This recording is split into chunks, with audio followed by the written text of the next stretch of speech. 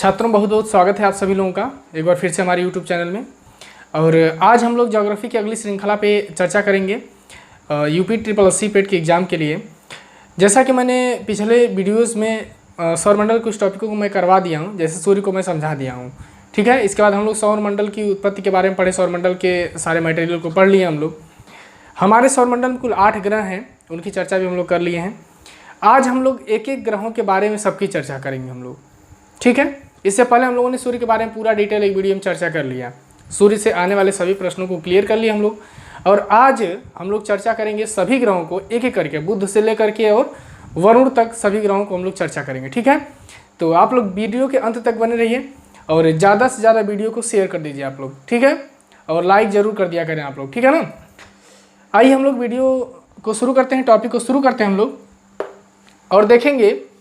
सबसे पहले अगर देखा जाए तो सूर्य के नज़दीक में ये है आपका सूर्य। ठीक है, जो सौरमंडल की क्लास हम लोग कर चुके हैं, सौरमंडल की जो वीडियो में बना दिया हूं, उसमें आप लोग जा करके ग्रहों के ऑर्बिट को देख लेंगे, ग्रहों की कक्षा को देख लेंगे। मैंने क्रम से सभी ग्रहों को बना दिए हैं, वहां से आप जा करके उनके क्रम को भी याद कर लेंगे, वहां से प्रश्न बनता है। ठीक है, अगर हम सूर्य की बात करें तो सूर्य के सबसे नज़दीक का ग्रह कौन सा है, तो आप देखेंगे वहाँ पे मैंने बनवा दिए हैं कि सूर्य के सबसे नज़दीक का जो ग्रह है वो बुध ग्रह है आपका। ठीक है, एक एक करके हम लोग सबकी चर्चा करेंगे। सबसे पहले बुध के बारे में चर्चा करते हैं। बुध ग्रह के अगर बारे में चर्चा किया जाए तो देखिए, बुध ग्रह की पहली परिभाषा आपकी बन जाती है कि ये देखिए सूर्य के सबसे नज़दीक है। तो आप लिखेंगे पहला पॉइंट कि सूर्य के सबसे नज़दीक का ग्रह, यानी कि यह सूर्य के सबसे नज़दीक का ग्रह है। पहला प्रश्न बन गया। दूसरा महत्वपूर्ण प्रश्न यहाँ से बनता है कि यह सौरमंडल का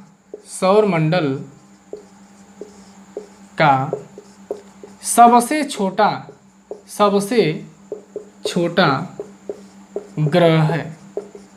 ये दो महत्वपूर्ण प्रश्न ऐसे बनते हैं जो बार बार परीक्षा में पूछे जाते हैं। अक्सर किसी न किसी सेट में इसको पूछ लिया जाता है, क्योंकि ये बुध ग्रह के दो सबसे प्रमाणित प्रश्न होते हैं। अब अगले प्रश्न की अगर हम लोग बात करें तो अगला पॉइंट यहाँ से बन जाता है, इसके पास कोई उपग्रह नहीं है, कोई उपग्रह नहीं है। यानी कि बुध ग्रह के पास कोई उपग्रह नहीं है। हमारे सौरमंडल का एक ऐसा पिंड है, ये एक ऐसा ग्रह है जिसके पास कोई उपग्रह नहीं है। ठीक है, अब एक पॉइंट बनता है कि जो ग्रह सूर्य के जितना नज़दीक होता है उसका कक्षीय वेग उतना अधिक होता है। कारण ये होता है कि सूर्य का गुरुत्वाकर्षण बल जो होता है उस पर काम करता है। ठीक है, तो यहाँ पर प्रश्न बन जाता है कि इसका कक्षीय वेग सर्वाधिक होता है। यानी कि बुध ग्रह का जो कक्षीय वेग होता है वो कैसा होता है, तो इसका कक्षीय वेग जो होता है वो सर्वाधिक होता है। इस पॉइंट को भी आप नोट कर लेंगे। आगे की अगर हम लोग बात करें बुध ग्रह की तो ध्यान दीजिए, इसका तापांतर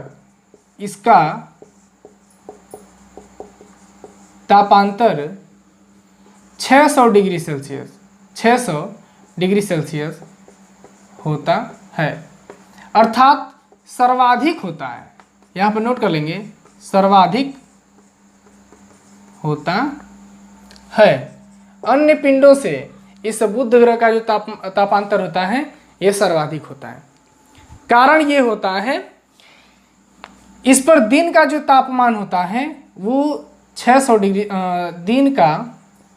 दिन का तापमान कितना होता है, 427 डिग्री सेल्सियस।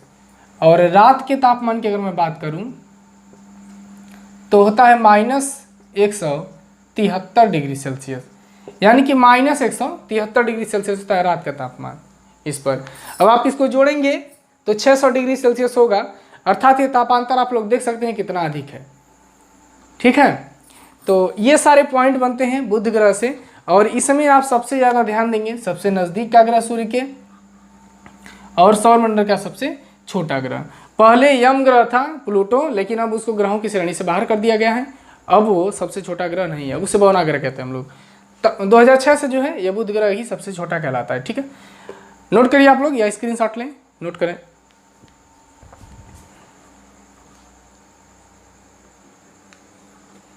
चलिए अब आगे देखते हैं हम लोग। इस बुध ग्रह के पास, बुध ग्रह के बाद जो अगला ग्रह आता है वो होता है शुक्र। शुक्र से भी बड़ा महत्वपूर्ण प्रश्न बनता है हमारे परीक्षाओं में। सौरमंडल का ये भी बहुत महत्वपूर्ण है, ग्रह है, और आयोग का सबसे फेवरेट ग्रह भी आप कह सकते हैं, क्योंकि इससे बड़ा क्वेश्चन बनाता है आयोग। ठीक है, तो यहीं आप लिखेंगे शुक्र, यानी कि सूर्य से क्रम में दूसरे नंबर पर कौन सा ग्रह आता है? शुक्र ग्रह आता है। ठीक है, शुक्र ग्रह यहाँ पर नोट कर देंगे आप लोग, शुक्र। अब एक चीज़ ध्यान दीजिएगा कि इन ग्रहों के नाम को आप इंग्लिश और हिंदी दोनों में याद करते चलिए। इसको हम लोग वीनस कहते हैं। देखिए अक्सर परीक्षाओं में ऐसे लिख कर देता है वीनस, आप हिंदी में भी लिख सकते हैं या इंग्लिश में भी लिख सकते हैं आप, लेकिन हिंदी में आप लिखेंगे तो भी कोई बात नहीं है, क्योंकि परीक्षा में हिंदी में ही लिख देता है। ठीक है, आइए हम लोग शुक्र के बारे में पढ़ते हैं और एक एक पॉइंट हम लोग देखेंगे। देखिए सबसे पहली बात अगर मैं करूं तो शुक्र जो होता है ये सूर्य के नज़दीक के क्रम में अगर देखा जाए तो बुध के बाद दूसरे नंबर पे यह आता है। ठीक है, देखिए यह नोट करेंगे आप सभी लोग यहाँ पर, यह सर्वाधिक चमकीला, यह सर्वाधिक चमकीला ग्रह है। यानी कि जो बुध ग्रह है यह सौर मंडल का सबसे अधिक चमकीला ग्रह है। दूसरा पॉइंट यहां से नोट करेंगे आप लोग। दूसरा पॉइंट बनता है कि यह सर्वाधिक गर्म ग्रह भी है, सर्वाधिक गर्म ग्रह, सर्वाधिक गर्म ग्रह है। तापमान इसका कितना होता है? तो 475 डिग्री सेल्सियस होता है कहीं कहीं में किताबों में, या कहीं कहीं किताबों में 467 डिग्री सेल्सियस मिल जाता है। तो इससे कोई बात नहीं है, लगभग 467 या 475 डिग्री सेल्सियस के आसपास इसका तापमान होता है।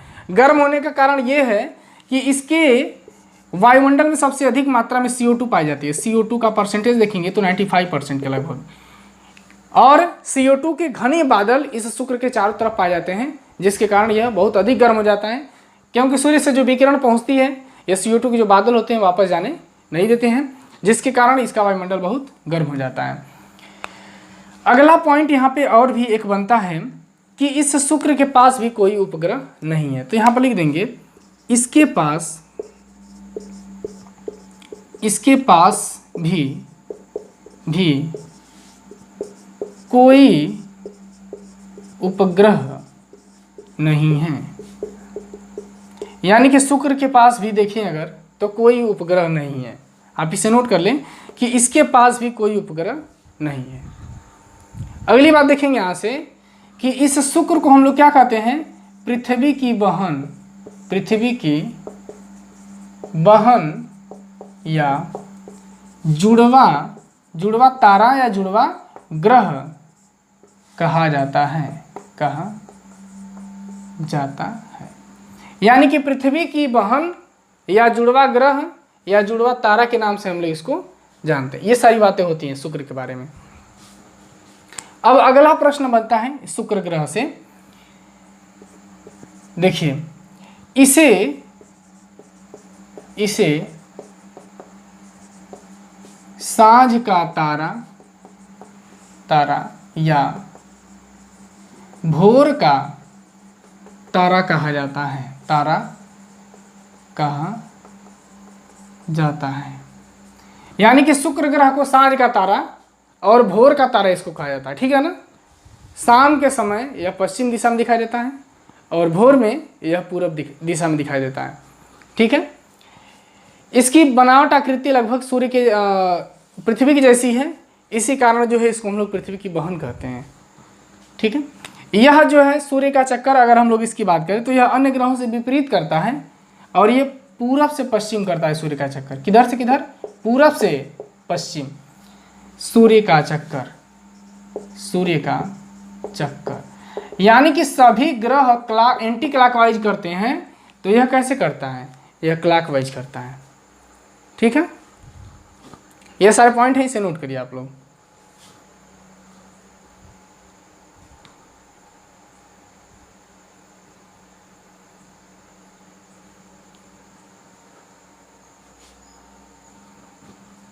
ठीक है,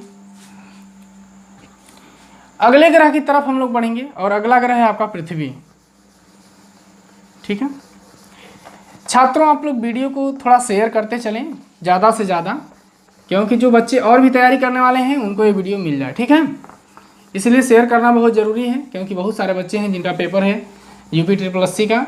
तो साथ में सबका भला करिए, आप लोग ज़्यादा से ज़्यादा वीडियो को शेयर करिए, क्योंकि उन बच्चों को भी ये वीडियो मिले और उनका भी रिवीजन हो जाए। छात्रों ध्यान देना एक चीज़ आप लोग, कि इस पृथ्वी के बारे में इस क्लास में हम लोग ज़्यादा नहीं पढ़ेंगे, क्योंकि जो ग्रहों के संदर्भ में जरूरी होगा उसी के बारे में हम लोग पढ़ेंगे। कारण ये है कि ज्योग्राफी में शुरू से पृथ्वी को पढ़ना है, तो एक एक पॉइंट को हम लोग चर्चा करते चलेंगे। अलग अलग जो मटेरियल है पृथ्वी का, उसको अलग अलग क्लास में हम लोग चर्चा करेंगे, क्योंकि बहुत बड़ी टॉपिक है ये, ध्यान दीजिएगा।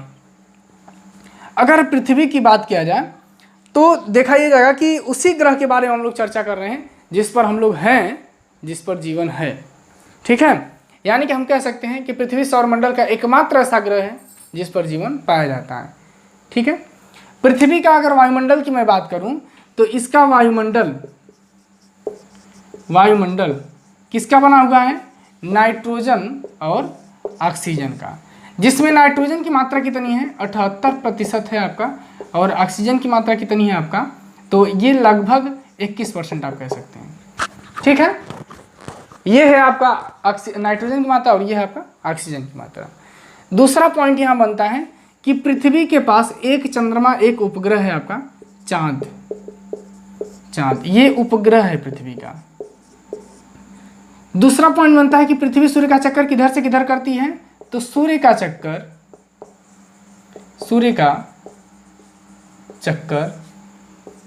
पश्चिम से पूर्व की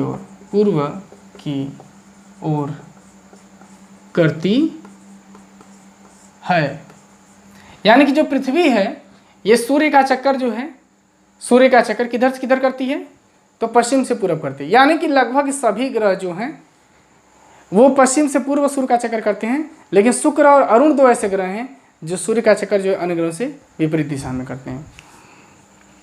अगला पॉइंट है कि इसे नीला ग्रह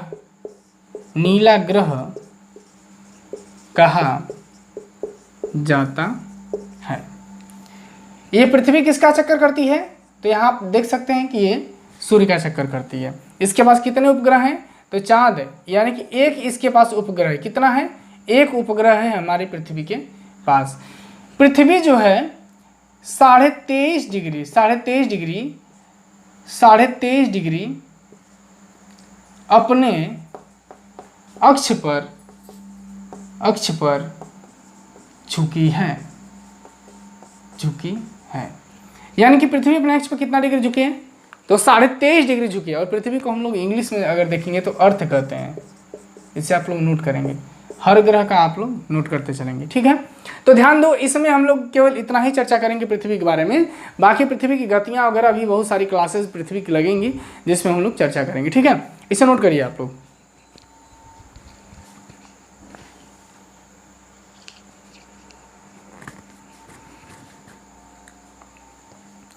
चलिए, और एक पॉइंट आप लोग ध्यान दीजिएगा कि ये 23.5 डिग्री जो है अपने अक्ष पर झुकी हुई पृथ्वी, इसके कारण जो है पृथ्वी पर ऋतु परिवर्तन होता है। यानी कि ऋतुओं का परिवर्तन इसी कारण संभव हो पाता है। आइए इसको मैं मिटा देता हूँ, और अगले ग्रह की हम लोग चर्चा करने वाले हैं मंगल की। ठीक है, देखो मैं क्रम से चर्चा कर रहा हूँ, जैसे इनका क्रम है सूर्य से, ठीक उसी प्रकार से हम लोग इनकी चर्चा भी करते चल रहे हैं। ठीक है, बहुत ज़्यादा मैटर नहीं है, जो बहुत महत्वपूर्ण है मैं उसी का चर्चा कर रहा हूँ। और आप सभी लोग इसे रिवीजन कर लें, जिससे परीक्षाओं में जो प्रश्न बनेंगे उसमें आपका बहुत फ़ायदा हो जाएगा। ठीक है, तो बच्चों ऐसे ही आप सभी लोग तैयारी को भी ज़्यादा से ज़्यादा करते रहें और मटेरियल को नोट करिए आप सभी लोग, ठीक है, तभी क्लियर हो पाएगा। चलिए अब अगर हम लोग बात करें मंगल के बारे में, पृथ्वी के बाद आपका मंगल आता है, ठीक है, जिसे हम लोग मार्स कहते हैं, ठीक है। देखिए अगर मंगल ग्रह की हम लोग बात करें तो मंगल ग्रह इसे लाल ग्रह कहा जाता है, लाल ग्रह कहा जाता है। यानी कि मंगल ग्रह को लाल ग्रह कहा जाता है क्योंकि आयरन ऑक्साइड के कारण, आयरन ऑक्साइड के कारण यह लाल रंग का दिखाई पड़ता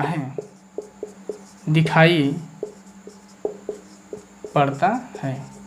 यानी कि जो मंगल ग्रह है यह लाल रंग का दिखाई पड़ता है आयरन ऑक्साइड के कारण। इसके पास 2 उपग्रह हैं। उपग्रह की अगर हम लोग बात करें तो इसके पास 2 उपग्रह हैं। पहला है आपका फोबोस हो जाएगा, और दूसरा यहाँ पे नोट करेंगे आप लोग डीमोस, जिसमें डीमोस जो है यह सौरमंडल का सबसे छोटा उपग्रह कहलाता है। मंगल जो है आपका लगभग पृथ्वी के जितना अपने एक्स पर झुका हुआ है, तो मंगल पर भी 2 ध्रुवें पाई जाती हैं। जैसे पृथ्वी पर 2 ध्रुवें हैं उसी तरह से ठीक मंगल पर भी 2 ध्रुवें पाए जाते हैं, जिसके कारण हम लोग ये कह सकते हैं कि मंगल ग्रह पर कभी जीवन रहा होगा। मानव के लापरवाही के कारण जो है या किसी भी कारणवश वहाँ से जीवन समाप्त हो गया, और अब ये पता लगा रहे हैं साइंटिस्ट कि क्या वहाँ पर कभी जीवन की संभावना है। लेकिन हम ये ज्योग्राफी के अनुसार कह सकते हैं कि यदि मंगल का अक्षीय झुकाव 25 डिग्री 12 मिनट है तो पृथ्वी का अक्षीय झुकाव 23.5 डिग्री है, लगभग मिल रहा है पृथ्वी से। तो पृथ्वी पर ऋतुओं का परिवर्तन हो रहा है, तो हो सकता है कि मंगल पर भी ऋतुओं का परिवर्तन होता होगा या होना चाहिए, ठीक है। तो इस पॉइंट को आप लोग नोट करिए, बड़े महत्वपूर्ण पॉइंट है आपका ये।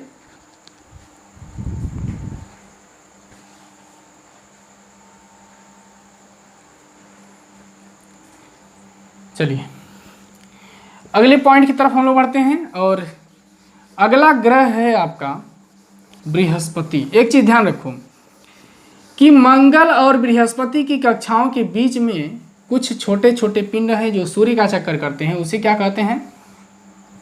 तो उसे हम लोग क्षुद्र ग्रह कहते हैं। क्या कहते हैं? क्षुद्र ग्रह कहते हैं। प्रश्न आपसे करता है कि क्षुद्र ग्रह किसका चक्कर लगाते हैं, तो क्षुद्र ग्रह आप लोग जान लीजिए कि सूर्य का चक्कर लगाते हैं, ठीक है। इनका स्थान कहाँ पर है?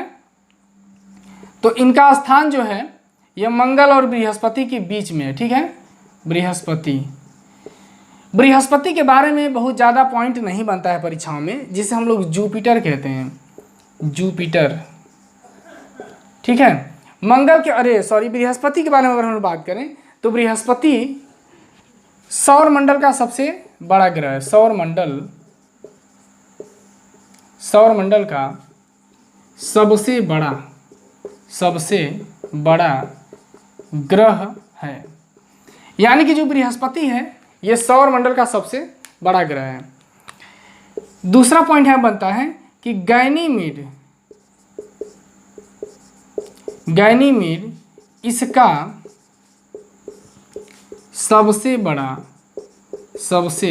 बड़ा उपग्रह है। यानी कि गैनीमीड जो है इस बृहस्पति का सबसे बड़ा उपग्रह है आपका, ठीक है। अगले पॉइंट की तरफ हम लोग बढ़ेंगे, और इस गैनीमीड जो है ये सौरमंडल का, यहाँ पर लिख लेंगे आप लोग कि गैनीमीड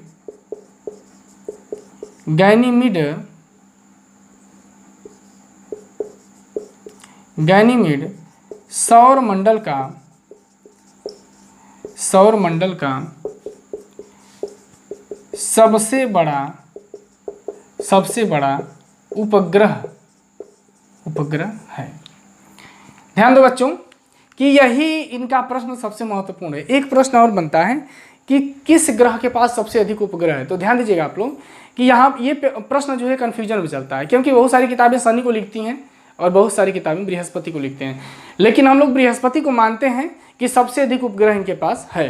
तो छात्रों ये प्रश्न जो है थोड़ा कन्फ्यूजन वाला है, इसलिए आप लोग बस इतना याद रखिएगा कि बृहस्पति को कुछ किताबें मानती हैं ज़्यादातर। ठीक है, इसे नोट करिए आप लोग, 3 पॉइंट यहाँ से बनते हैं, इसे नोट करें आप लोग। ठीक है,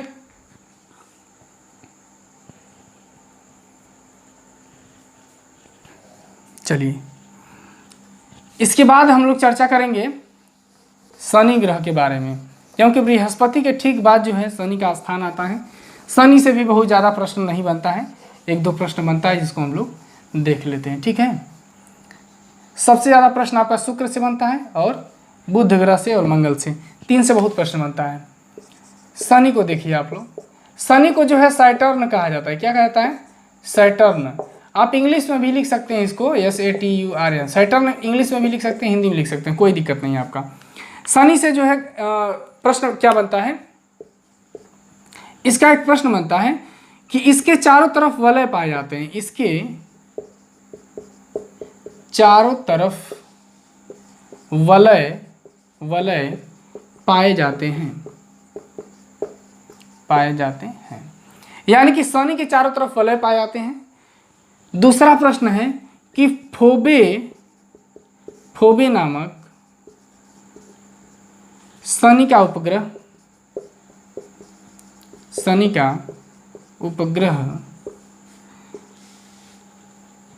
इसकी कक्षा में घूमने के विपरीत दिशा में शनि का चक्कर करता है, शनि का चक्कर करता है। यह प्रश्न बनता है यहाँ से। एक महत्वपूर्ण प्रश्न है कि इसका घनत्व सबसे कम है, इतना कम है कि इसको पानी पर रख दें तो ये तैरने लगेगा। और सबसे अधिक घनत्व किसका है, तो यहीं पर लिख लीजिएगा उसको भी कि सबसे अधिक घनत्व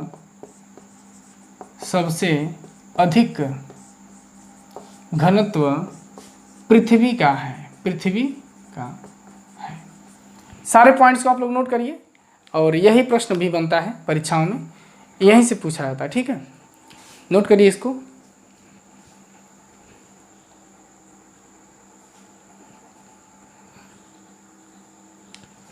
चलिए आगे हम लोग चर्चा करेंगे यूरेनस के बारे में, अरुण के बारे में हम लोग चर्चा कर लेते हैं।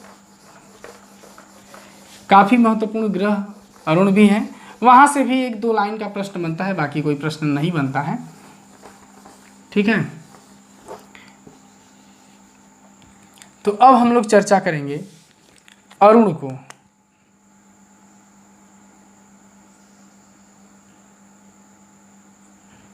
अरुण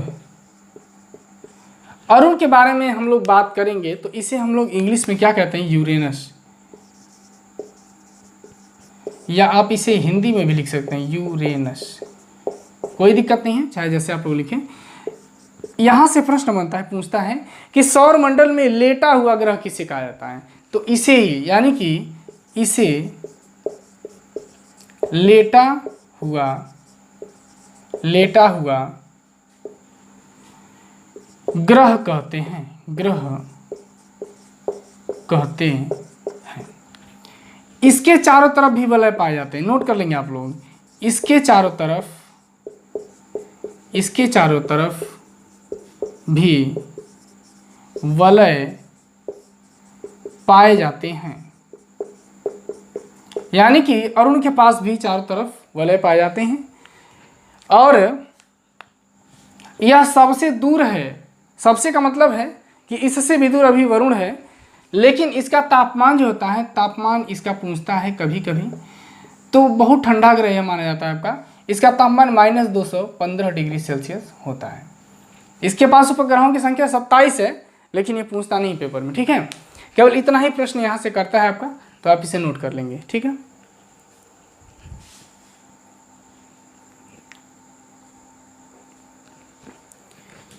चलिए अगले प्रश्न की तरफ हम लोग चलते हैं। अरे प्रश्न कह रहे हैं अगले ग्रह को हम लोग पढ़ेंगे। अब अगले ग्रह की चर्चा हम लोग कर लेते हैं। अगला ग्रह और लास्ट ग्रह है वरुण ग्रह।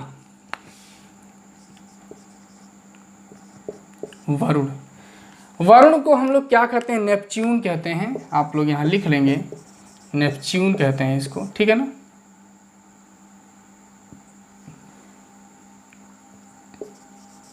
नेपच्यून इसको कहा जाता है।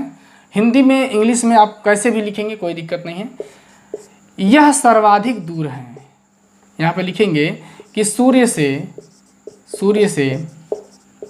सर्वाधिक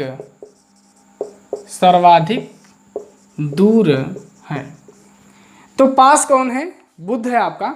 और ये वरुण जो है ये सूर्य से सबसे अधिक दूर है। सबसे ठंडा ग्रह कहलाता है ये, सबसे ठंडा ग्रह, क्योंकि ये सूर्य से बहुत दूर है। और इसका तापमान कितना होता है?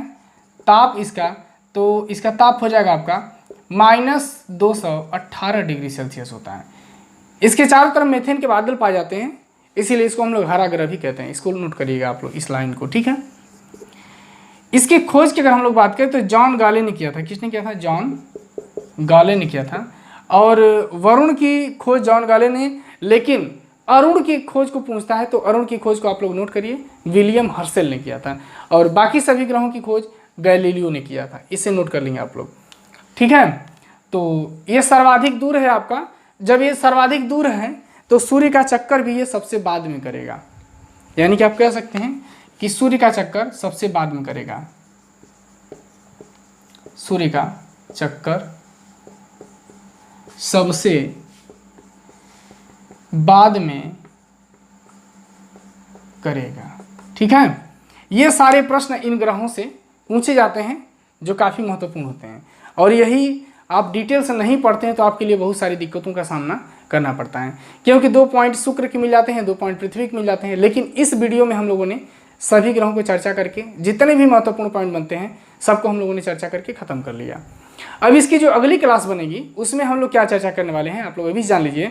पृथ्वी की गतियाँ, उसमें हम लोग पढ़ेंगे कि दिन रात कैसे होता है, दिन रात छोटा बड़ा कब होता है, और हमारी किस गोलार्ध में कब बड़ा दिन होता है, कब छोटा दिन होता है, ऋतु परिवर्तन कैसे होता है। इन सारी विषयों के बारे में हम लोग चर्चा अगली वीडियो में करेंगे। तो छात्रों, यदि आप चैनल पर नए हैं तो हमारी अगली वीडियो पाने के लिए चैनल को सब्सक्राइब कर लीजिए और बेल आइकन को जरूर दबा लीजिए। घंटी दबा लेंगे तो हमारा जो अगला नोटिफिकेशन होगा वो आपको मिल जाएगा। लेकिन अगली वीडियो काफ़ी महत्वपूर्ण है, क्योंकि उसमें हम लोग जानेंगे कि जिस भारत में हम लोग रहते हैं उसमें ऋतुओं का परिवर्तन कैसे होता है, कितनी ऋतुएँ पाई जाती हैं। इन सारी बातों की चर्चा हम लोग अगली वीडियो में करने वाले हैं, ठीक है। तो फिर मिलूंगा आप लोगों से उसी अगली वीडियो में। अब मुझको इजाज़त दीजिए आप सभी लोग, तब तक के लिए धन्यवाद।